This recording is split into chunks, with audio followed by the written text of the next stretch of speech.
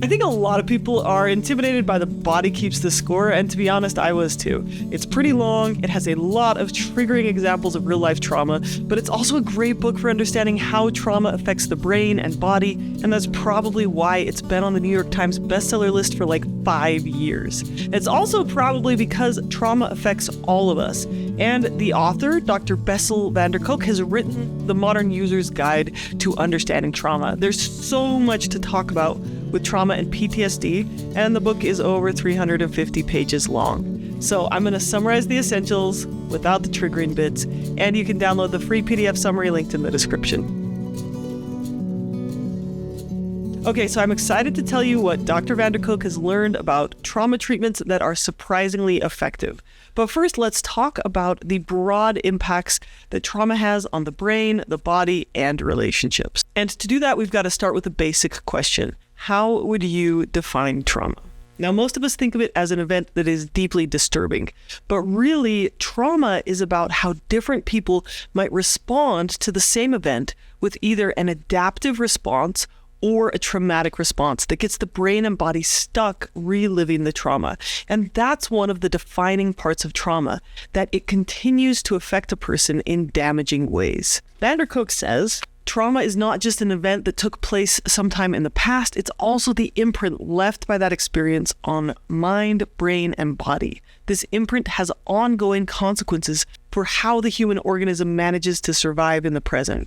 So while trauma may start with an event, the brain and body's reaction can keep a person stuck as time moves on. Rather than live in the present, survivors focus their energy on suppressing the inner chaos that arises when a trigger makes them remember and re-experience their past. And that affects their relationships with people all around them. I saw this several years ago with one of my neighbors. We have a neighborhood Facebook group where people ask to borrow stuff or post about lost pets, basically anything a neighbor can help with. And one year around the 4th of July, a war veteran neighbor posted a request. He planned to escape to the quiet of the mountains for the 4th of July to avoid the fireworks that night. But he asked if we could all please just not set off any fireworks for the days around the holiday. And he said that each time these unexpected fireworks went off, he would hit the floor and he would see desert palm trees. He'd feel like he was back in Iraq, hoping not to get hit by a mortar. He was stuck in a survival response. He said it was a very difficult week for him,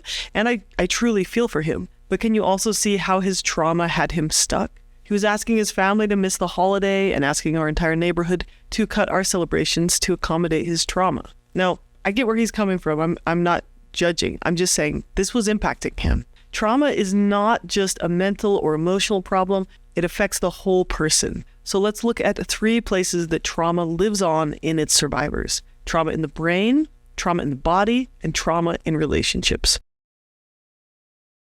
Okay, so to understand what happens in traumatized brains, it's helpful to know that the brain has, to simplify, 3 sections that respond to trauma differently. The brainstem, which some people think of as the reptilian brain, it's in charge of survival functions and reflexes. The limbic system, it manages emotions and social behavior. This is where the fight, flight, freeze response is triggered. And then number 3 is the prefrontal cortex. It takes care of rational thinking and decision making. This is the part of the brain that we would normally consider as the thinking part of the brain, and it helps us manage our lives. But when danger is present, the prefrontal cortex shuts down and the reptilian brain springs to action, kicking us into fight, flight, or freeze. Now, when fight, flight, or freeze has worked and we've escaped that danger, we can go back to our normal brain function. The body's part in a dangerous situation is to run, to scream, to fight back, or to take some other action against the threat. And then the brain knows that that threat has been handled. But when we can't fight back or escape, the body's last attempt to create safety is to shut down.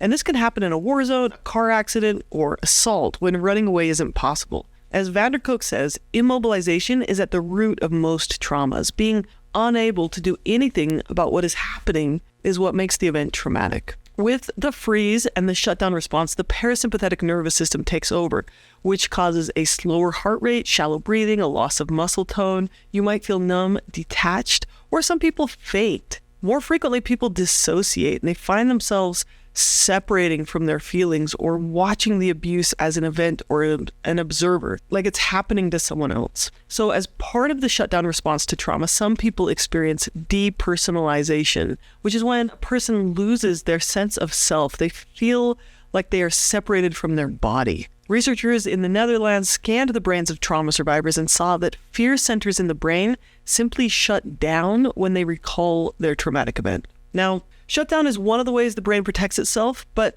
you can't selectively numb. So getting stuck in a chronic freeze or shutdown state leaves people feeling numb or detached in many areas of their lives.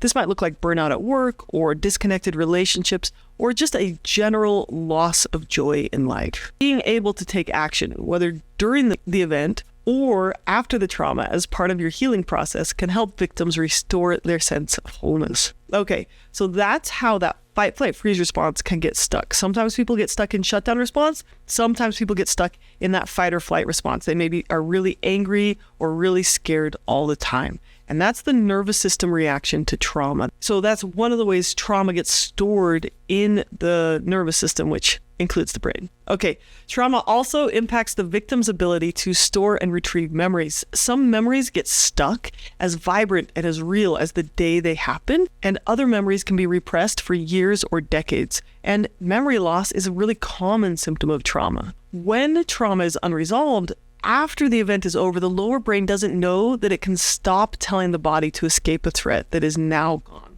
So it's going to continue to secrete stress hormones, especially when something triggers the memory of that traumatic event. And it could be years or decades after the trauma happened, and the amygdala will still jump into overreaction mode. That is PTSD. Now, military veterans deal with this. Their rational brain knows when they're home, the war is over. But any trigger can jumpstart that lower brain, that survival brain. And this all happens beneath the reasoning of the more evolved part of the brain. And this is not a failing of willpower. Their amygdala is stuck on constant high alert, and harmless situations can trigger their survival brain to fight, flee, or freeze, sometimes all at once, as the thinking brain tries to stay in control. And this can result in panic, rage attack, or terrified cowering. People with PTSD frequently experience flashbacks, nightmares, severe anxiety, and emotional numbing. And these symptoms just get in the way of maintaining relationships and holding jobs and living normal lives. Van der Kolk says, trauma results in a fundamental reorganization of the way mind and brain manage perceptions. It changes not only how we think and what we think about, but also our very capacity to think. Now, the author likes the Rorschach test as a way of seeing how his patients think differently than non-traumatized people. You've probably heard of these ink blots before. Because this test is all about what a person draws from the ink blot, the test can't be faked. The patient is asked what meaning he sees in each ink blot. So, for example, most people say this looks like a bat, or a butterfly, or a moth.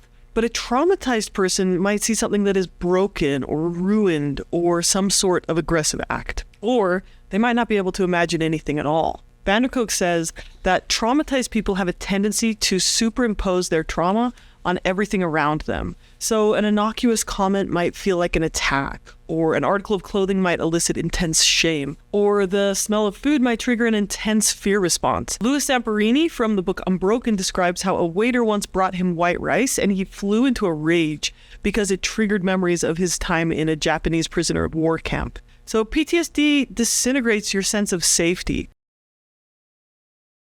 Most people don't think of trauma as being anything beyond a mental health issue, which is probably why the book's title is a good wake-up call, because this is a whole body response. The amygdala is going to keep triggering a survival response even when it's not needed. The body keeps sending out these stress hormones long after the traumatic danger has passed. So, over time, being in a near constant state of stress affects memory, attention, sleep, mood, and physiological health. Physical symptoms of unresolved trauma include obesity or rapid weight gain, or weight loss, anorexia, chronic back and neck pain, migraines, some types of asthma, digestive problems, spastic colon, IBS, chronic fatigue, fibromyalgia, and other autoimmune diseases, plus a bunch of other conditions like cardiovascular conditions and other autoimmune diseases. Being under constant stress from past or present trauma also makes a person vulnerable to depression, heart disease, and cancer. Many trauma survivors become addicted to numbing behaviors, including overeating, anorexia, addiction to exercise or work, drugs, or alcohol. And then some do the opposite and seek sensations that will overpower those anxious feelings in their body. So these people might try high-risk activities like risky sex, gambling, bungee jumping, bullet biking, things like that. Now, for some people, trauma has the opposite effect. As a defense mechanism, the brain will stop registering terrifying sensations, but it can't selectively numb. So it's going to compromise all bodily sensations. And this is called a depersonalization. The sensory perceptions are just gone. So these patients stop being able to feel whole parts of their bodies. Imagine that someone blindfolded you and handed you an object to identify. Most people would be able to identify a car key or a quarter or a can opener with their eyes closed. But people with PTSD often can't put together the sensations of the object's weight, shape, and texture. Their brain can't integrate the senses coming from their body, and they can't guess what object they're holding. So what do you think happens when the brain and body aren't able to connect and integrate? You can't feel fully alive. You don't feel physical sensations like pleasure or pain, and this leads to losing your sense of purpose and direction, even your sense of self. And in severe cases, traumatized patients can't even recognize themselves in a mirror. Whether a trauma survivor experiences chronic pain and illness or numbness, they aren't able to feel anything. It's important for doctors and therapists to be able to see that trauma might be at the root of what's going on. In that case, these physical problems won't heal unless a person faces their traumatic past in a way that lets their body heal along with their mind. And I promise we're going to get to many of the options for healing. But first, I'm just going to quickly summarize what the book said about trauma in relationships. It makes sense that trauma almost always gets in the way of intimate relationships. After all, if you were a soldier causing violence in a war or a victim receiving violence through abuse, the trauma makes it very hard to trust oneself or someone else. But a lack of trust is not the only issue at play here. The book shares some of the research done by Dr. Ruth Lanus, and she researched how brains react to social situations, and she found something really amazing. For someone who has not experienced trauma, when someone attempts to make eye contact with them and the prefrontal cortex is activated, they become curious about the other person. Their mirror neurons pick up on the person's intentions, and the thinking part of the brain works through whether this person is safe or not. But for people with PTSD, the prefrontal cortex does not get activated with eye contact. Instead, a part of their emotional brain called the periaqueductal gray area lights up, and it generates these self-protective behaviors. In survival mode, when meeting strangers, a PTSD patient will often break eye contact and feel intense shame. They maybe believe that they're broken because they feel afraid around other people. And when we look at people who had childhood trauma, more than half of them also had learning or behavioral problems in school, and they didn't outgrow the problems. And instead, they just learned to hide them with secrecy or shame. So in adulthood, this shame leads to missing work frequently and financial problems, which gets in the way of your ability to succeed, at work and build up good personal relationships. Okay, so basically trauma messes with your relationships. Now, we're going to move into the part about how to treat trauma, how to heal from trauma. But before we do that, it's super important to say that the majority of trauma can be prevented. Vanderkolk says, child abuse and neglect is the single most preventable cause of mental illness, the single most common cause of drug and alcohol abuse, and a significant contributor to leading causes of death like diabetes, heart disease, cancer, stroke, and suicide. Now, I made another video about the ACEs study, but I'm just going to summarize it real quick because it's so important. ACE is short for Adverse Childhood Experiences, and this includes observing or experiencing abuse, neglect, domestic violence, or losing a parent to death or divorce or incarceration. The groundbreaking ACEs study found two things. Number one, a massive percentage, 64% of people experience at least one ACE in their life, and 16%, that's 1 in 6 people, experience 4 or more ACEs. And secondly, these ACEs have a massive impact on physical and mental health for the rest of your life. Kids who experience 4 to 6 traumatic events are up to 5 times as likely to have chronic depression. Suicide attempts are 5,000 times more likely. Alcoholism is 7 times more likely. IV drug use is 4,600% greater. Adult rape of child abuse victims is 6 times as likely. Basically, the list of additional traumas and high-risk behaviors and health impacts just goes on and on. And ACEs drastically increase your risk of physical disease like heart disease, cancer, stroke, obesity, diabetes, autoimmune conditions. I could go on and on. I'm not going to. Long story short, childhood trauma, abuse, neglect impact your physical health for the rest of your life. Maybe you know what it's like to be one of these kids, to live in a world that's filled with triggers, to live with multiple physical symptoms that are showing up in your adult life. And these symptoms have their roots in childhood trauma. Maybe your doctor is treating your physical symptoms, and while those might be less bothersome, maybe they never go away. Or maybe you're taking a medication that helps a little, but it isn't getting to the root of the problem. Much of our country's trauma could be prevented, and it might not be popular to talk about, but child abuse in all its forms is way too prevalent. Eliminating child abuse through training and support for parents would prevent most trauma and would solve a multitude of health conditions and societal and economic problems. Now, if you're watching this video, you're already taking the first step to preventing childhood trauma. We can all make the world a better place by being trauma-informed and working to raise kids in supportive, safe families. So, thank you for being here. Now we're going to move on to healing. Okay, so because trauma gets stuck in the body must be treated along with the mind so it can release the emotions it is held onto in the form of disease, bad habits, or reactive behaviors. 2 things. So as we get ready to talk about healing trauma, it's helpful to understand what that looks like. There are basically 2 ways to know when trauma has been healed. Number 1, you don't rely on trauma-related coping strategies anymore. You feel safe enough that these self-protective behaviors or compulsions or panic attacks or rage attacks or substance abuse or numbing behaviors or self-destructive behaviors and passivity, you feel safe enough that you're not doing these behaviors anymore. Okay, the second thing that shows that you're healed from or healing on the right path to healing from trauma is that you're able to integrate both your memories and your body's sensations. You can have memories come up in your mind or sensations in your body, and you make space for them, and you can calm yourself. You can remember the past while staying here in your body in the present. Okay, there are 3 main ways to address and reverse the damage of trauma. Number 1, taking medication to dial down some PTSD symptoms so that you can work through them. And then number 2, working top down through talk therapy, reasoning, and connecting with others. And then number 3, working bottom up by calming the body's physical sensations and letting it have those visceral experiences and the safe visceral experiences that contradict the emotions of trauma. We experience emotions in the physical heart, in our torso, in our gut, in our muscles. So instead of accessing those stuck emotions through the brain's cognition, treatment needs to address emotions like anger and fear and resolve them through the body. Most people need a combination of these options. Some of the bottom-up options are well known, but others might surprise you.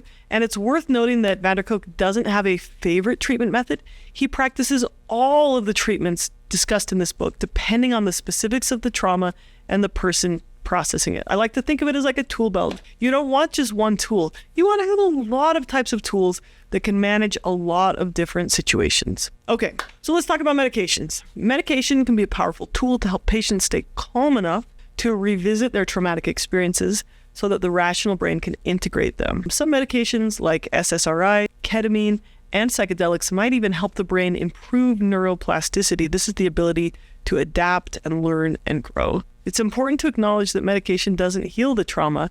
It's a tool that helps dial down the intensity of our emotions so that we can do the work little by little and process through the trauma. The point is to eventually get the body grounded in the calm and safe present so that the brain can revisit the past and work through it. And then integrate it by letting the body take those fight or flight actions that it couldn't take during the event that caused them. And then that'll take you through that whole nervous system cycle to return to a sense of calm. So when the author starts working with a patient, he helps them to first recognize the sensations in their body. He wants them to recognize and name what anger or fear physically feel like. So for example, you might feel tingling or tense muscles. You might feel your gut is churning, or you might feel hollow inside. He also helps them recognize and name like happy or relaxing or pleasurable sensations like, oh, my muscles feel sleepy or my chest feels open, right? And this is a type of mindfulness exercise, and this helps strengthen the medial prefrontal cortex. So sensing, naming, and identifying what's going on inside the body is the first step to connecting the trauma in the mind and body, to integrating it. Okay. So let's explore this body-centric trauma healing by going back to New York City in September of 2001. Knowing that people would need trauma therapy, the experts recommended that therapists primarily use analytic talk therapy or cognitive behavioral therapy. These were the gold standard treatments. But guess what? Almost no one showed up for sessions. Dr. Spencer Eth, who ran the psychiatry department at one of New York's hospitals, was curious what survivors had done instead to get help. So he surveyed 225 people who had escaped from the Twin Towers. And here's a list in order of what survivors found to be the most helpful in overcoming the trauma they'd experienced. Acupuncture, massage, yoga, EMDR. For rescue workers, massage was at the top of the list. Would you have guessed that acupuncture or massage could treat trauma? At the time, almost no one did. Some other modalities that were helpful included free writing, art, music, and dance. And these might all be really surprising to those of us in the Western world, where the emphasis is on science and intellect. But in many other parts of the world, therapy includes physical movement, breathing, and meditation. So, for example, Tai Chi and Qigong in China, or rhythmic drumming in Africa, or martial arts in Brazil and Japan and Korea, and yoga in India. So let's talk about yoga for a minute. We know that healing happens when we integrate our current state of safety with our past bodily memories. Better breathing improves problems with anger, depression, and anxiety. Yogis have a connection to their bodies in which they feel wholly alive and safe. But as Vander Kolk learned with his patients, yoga's poses can at first feel really intense or scary for trauma survivors. So when using yoga therapy, he recommends that you just start really slowly and gently with an instructor who's trained in trauma-informed care. So we know that healing happens when we integrate our current state of safety. Like, look around you. The room you're in, most likely safe. If you're watching this video, you're pretty safe right now. We integrate that current safety with our past bodily memories of trauma. Because our sense of self is anchored to our bodies, we have to be in tune with our bodies, not dissociated or numbing. Yoga therapy helps patients get curious about what the body is telling them rather than resisting and fearing its sensations. Practitioners focus on both their breath and bodily sensations while leaning into physical stress and discomfort. And then once they can breathe calmly and stay physically relaxed, survivors have the ability to add in talk therapy to process in their horrifying memories without freezing out. I'm going to include 3 websites down in the notes and also in that PDF download if you want, that the author recommends for yoga and mindfulness. Okay, on to the next section of what helps trauma. So I've explained what the book says about dissociation. The author says that treatment for dissociation needs to include attunement and mirroring to help the patient find his voice. So that's going to bring us to 2 treatment options that might not sound like therapy, but they are surprisingly effective. So the first is what Vander Kolk calls communal rhythms. Basically, this is music in a group setting, and it's great for teaching attunement. Attunement is the ability to notice what's going on with other people and to connect with them. Rhythmic activities like drumming, dancing, and singing can help synchronize brainwaves, regulate the nervous system, and just promote this sense of unity and safety. Anyone who's been in a marching band or a dance troupe understands the unity that happens when everyone attunes to the beat to create a great performance. Okay, dramatic theater is another wonderful place to find one's voice. Vander Kolk describes how participating in theater can help trauma survivors work through their emotion with scripts. It allows them to feel deeply, but like in a controlled setting, so it doesn't get out of control. It's like because they're playing a role through someone else, there's a buffer to help tone down the intensity while still allowing them to process their trauma. I think this is why a lot of us like to watch movies or read books that make us feel something, because it helps us process our own emotions too. While more research is needed to understand how theater can help with trauma healing, Vander Kolk says it's a pretty effective tool for trauma recovery. And at the very least, he really strongly recommends that schools not cut programs like drama, chorus, art, and PE that help kids who are dealing with trauma stay connected to their bodies and their group of safe people. Okay, On to the next treatment. You might have heard of EMDR, which is short for eye movement desensitization and reprocessing. EMDR helps survivors process traumatic memories to make them less distressing. The researchers believe that EMDR reproduces what happens in deep sleep. During deep sleep, there's a stage called REM, rapid eye movement. And while you're sleeping, your eyes literally move side to side like this. During this sleep stage, the brain is processing memories and information from the day, but without intense emotions. So it's basically integrating those memories and filing them away. More time in REM sleep reduces depression and helps people work through tough emotions. But unfortunately for people with PTSD, those memories of trauma are often so intense that when they're sleeping, when their brain is trying to process those memories and file them away, the memories instead come up as intense nightmares with strong emotions. And then that wakes the person up, interrupts their sleep, and interrupts the emotion processing. It's like when you clean your room, sometimes it gets messier before it gets cleaner. Having PTSD makes it so you get interrupted in the middle of cleaning your room every time, and that mess just stays there and gets worse. So this is often what makes PTSD memories and flashbacks worse. The creator of EMDR, Francine Shapiro, found that when she processed painful memories during the day, while also moving her eyes side to side, those memories weren't as painful anymore. So she created a systematic treatment approach that helps PTSD patients use bilateral movement to help them process through the memories. And now EMDR is one of the most effective evidence-based treatments for PTSD. So this is not just woo-woo. They've run a ton of studies on EMDR. They found it to be pretty darn effective. Okay. Oh, and the way it works is in therapy, the patient recalls distressing events sometimes or brings up distressing memories. They don't necessarily have to talk about it, but they're doing some kind of bilateral movement, like watching a moving light on a bar or tapping their hands on their legs. The patient doesn't have to talk about the details of the traumatic memory, but the patient might report what feelings or reactions come up with the memory. And interestingly, EMDR can help even if the patient doesn't fully trust the therapist. One example in The Body Keeps the Score was of a woman who was in a car accident and her young daughter was killed. And despite trying talk therapy, she just was experiencing debilitating symptoms. But after a few sessions of EMDR, she no longer had PTSD. So research shows that EMDR significantly decreases PTSD scores and it performs more effectively than a placebo or Prozac. It cured 60% of patients and it decreased depression scores. But adults with a history of childhood trauma or people who experienced repeated trauma instead of a single instance do not respond as well to treatment. Okay, so that's EMDR.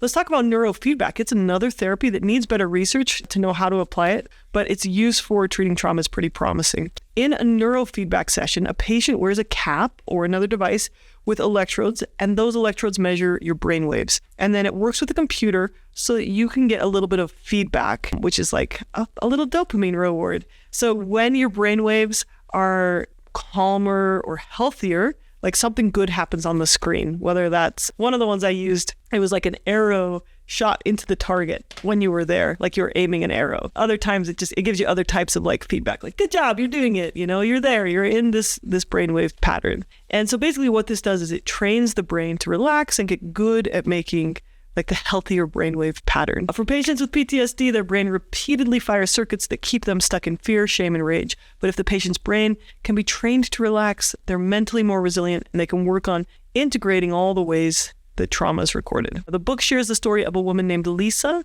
for whom neurofeedback was the key for her to heal from trauma. Lisa had been abandoned by her father and physically tortured by her mother. As a teenager, she spent time in mental hospital shelters, foster families, group homes, and living on the street to escape her mother. As an adult, she was stuck in a dissociative state, and talk therapy did nothing but put her into a panic. When she started neurofeedback therapy, Dr. Seaburn Fisher started by rewarding the healthy brainwaves in the fear center of Lisa's brain. And after a few weeks, Lisa noticed that some of her constant fears dropped away and she was more relaxed around people. And then after 6 months of treatment, she stopped dissociating and she started gaining her sense of self. And I really love the way that she describes it. Let me show you. I can now actually talk about the things like my childhood. For the first time, I started being able to do therapy. Up till then, I couldn't calm down enough. If you're still in it, it's hard to talk about it. And I wasn't able to attach in the way that you need to attach and open up in the way that you need to in order to have any type of relationship with a therapist. When explaining what life is like for her after neurofeedback, she said, "I'm not held hostage by my feelings. I'm not in fight or flight all the time. Neurofeedback freed me to live my life the way I want to. And Lisa went on to graduate from nursing school, and as of the publication date of this book, she worked as a nurse at a hospital. Okay, the next type of therapy for PTSD is internal family systems therapy, or IFS. In the future, I'm really hoping to make a video on this topic, but here's a quick summary. IFS works with the idea that we all have different parts inside of us. You might have a playful or adventurous part of you, a short-tempered part of you, and a friendly and relaxed part of you. You might have a protector, you might have a devious part of you, and basically IFS is similar in that it calls the different parts of a person's personality their internal family. Now, if this sounds familiar, that might be because the movie Inside Out was based on this type of therapy.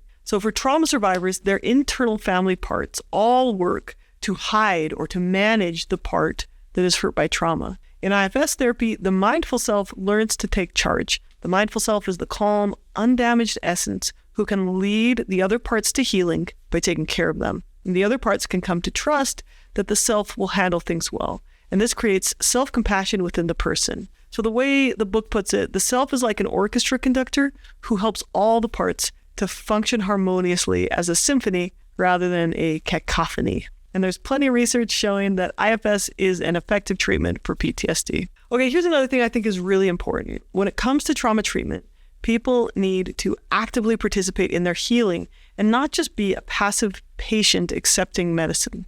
Kolk says, being a patient rather than a participant in one's healing process separates suffering people from their community and alienates them from an inner sense of self. Healing from trauma is a process, not an event. And you'll probably have to keep trying new things, learning and growing through your experience, rather than simply be healed by a single intervention. This is why I think it's important to educate yourself by watching videos by professionals or reading good books like The Body Keeps the Score. Also, you just can't do it alone. Community is for a person to heal. For children, the presence of attuned and responsive caregivers is crucial. And adults also benefit from healing in the context of relationships. And I think that's why groups like AA or veterans groups or religious communities, and of course your family and friends, can all provide the physical and emotional safety needed for a person to process their trauma. Research shows that one of the first things people do when facing a severe threat is to look around for someone to help them. When we're enveloped in the love of a parent, a spouse, or another protector, their body can return to a sense of safety. Loving, attuned relationships can even prevent a traumatic event from becoming trauma for that person. But when it's the caregivers who create the trauma, patients rely on their relationship to their therapist. So they need to know that their therapist cares about them as a person. One of Kolk's teachers taught, the job of a therapist is to help people acknowledge, experience, and bear the reality of life. I also hope that all of you can develop strong relationships with a support group, a faith community, friends, and family. But a therapist just might be the first person in your tribe. Okay, so there's a bunch of ways that we can treat trauma. Okay, now let's talk about my big 3 takeaways from The Body Keeps the Score. First, it's helpful to remember that a mental illness cannot be defined as precisely as most physical illnesses. Therapists, doctors, teachers, really everyone needs to recognize that a bunch of behavioral problems probably have trauma at their root. For example, a patient diagnosed with bipolar disorder because of her mood swings, or depression because of her despair, or ADHD because of her lack of attention. This person could be medicated to treat the symptoms for all of those things, but a good therapist is going to look at the whole picture and evaluate whether there's an underlying trauma that needs to be healed. I'm not saying that all those conditions are caused by trauma. I'm saying sometimes the behaviors that look like those conditions are actually rooted in trauma. Okay, number 2, there are a lot of ways to heal trauma, and most survivors need a combination of those methods. Kolk groups them into 6 categories. Dealing with hyperarousal, medication, yoga, and rhythms help here. Mindfulness, slowing down to bring self-awareness to how the body is doing when the brain thinks about past trauma will help process the trauma. Relationships, connecting with others who provide physical and emotional safety to process the trauma. Sensory integration, like communal rhythms and playing together in groups, help restore attunement to others and self. Physical touch and body work. So methods like therapeutic massage, craniosacral therapy, these help release emotional tension and help a dissociated person wake up to the parts of the body being touched. Let the body take action. Survivors who are forced to submit or be still when abused or attacked need to be able to act on the physical impulses that they couldn't take in the middle of trauma. They need to, in a safe and healthy way, be able to hit, push, or run away. Which takes me to my third takeaway. There really is so much we can do to heal from trauma. One of my favorite anecdotes from the book is about a woman whose childhood was filled with abuse. She enrolled in what's called a model mugging program, which teaches women to recondition their freeze response and turn fear into fighting energy. So shortly after finishing this program, this college student was walking alone when 3 male attackers jumped out of some bushes and demanded money. Her new response was to take a karate stance and yell back at them, "Okay, guys, I've been looking forward to this moment. Who wants to take me on first?" And all 3 attackers ran away. So I love this. It's a wonderful example of how a person can be empowered through their trauma. We can process trauma in such a way that the brain stays online, we can stay connected to language and story, and the body can stay calm all at the same time. If this video feels overwhelming to you, like maybe you're feeling overwhelmed by all of the impacts of trauma on the brain and body, or maybe you're feeling overwhelmed by all the work that might need to be done to heal from trauma, I would just say, take a breath. You're okay. Let's just do one thing at a time. So if one thing from this video stood out to you, like write that down and think, how can I do a little research on this topic? How could I learn about this? Maybe I could watch a video on this, or who could I reach out to on this? And just work on that one little step,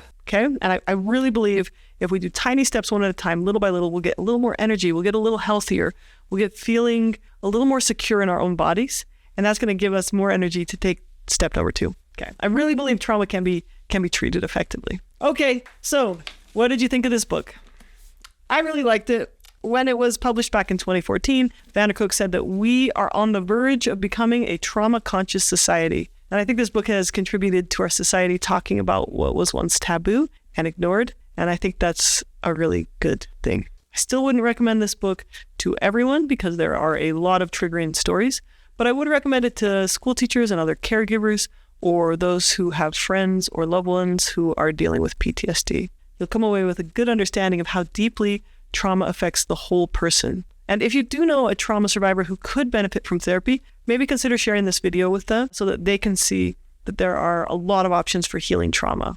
Hopefully at least one of the treatment methods that I've mentioned will click for them. I also have a PDF download with a list of the different therapy methods from the book, so you can print that off and talk with your therapist about it and other options that are available for you in your area. Okay, lastly, if you'd like to learn how to regulate your nervous system, I've got a free online course, Grounding Skills for Stress, Anxiety, and PTSD. You'll learn to work through that fight, flight, freeze response and return to a state calm. And again, the link's in the description. Okay, if you're living with the effects of trauma, I hope this video helps you know what your next step toward healing could be, because healing really is possible. Thank you for watching, and take care.